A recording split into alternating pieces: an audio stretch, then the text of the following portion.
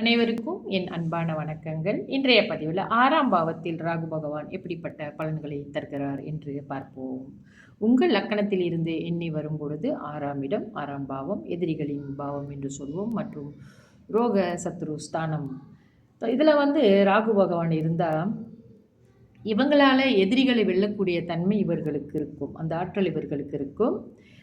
இவர்கள் முன்னிலையில் எதிரிகள் தோல்வி அடைவார்கள், இவங்க வெற்றி அடைவார்கள். இவர்களுக்கு இன்னொன்று என்ன ஒரு நோய் சம்மந்தப்பட்ட விஷயம்னா நரம்பு தளர்ச்சி இவர்களுக்கு அதிகமாக இருக்கும். நரம்பு சம்மந்தப்பட்ட நோய்கள் இவர்களுக்கு இருக்கும். அதோட இவங்களுக்கு ரொம்ப சீக்கிரம் டைஜஸ்ட் ஆகாது. இவங்க சாப்பிட்ற சாப்பாடு சின்ன வயசுலேருந்தே, அதாவது இந்த 6ஆம் பாவத்தில் ராகு இருக்க பிறந்தவர்கள் சின்ன வயசுலேருந்து அவர்கள் சாப்பிட்ற சாப்பாடு சீக்கிரமாக செரிமானம் ஆகக்கூடிய சாப்பாடுகளை சாப்பிட்றது மிகவும் நல்லது. இல்லைன்னா இவர்களுக்கு அந்த வயிறு, இந்த கேஸ்ட்ரிக் ப்ராப்ளம், இந்த மாதிரி பிரச்சனைகள்லாம் இவங்களுக்கு வரும். இந்த 6ஆம் இடத்திலே ராகு இருக்க பிறந்தவர்கள் நிச்சயமாக வயிறு சம்மந்தப்பட்ட விஷயங்களில் ரொம்ப கவனமாக இருக்கணும்.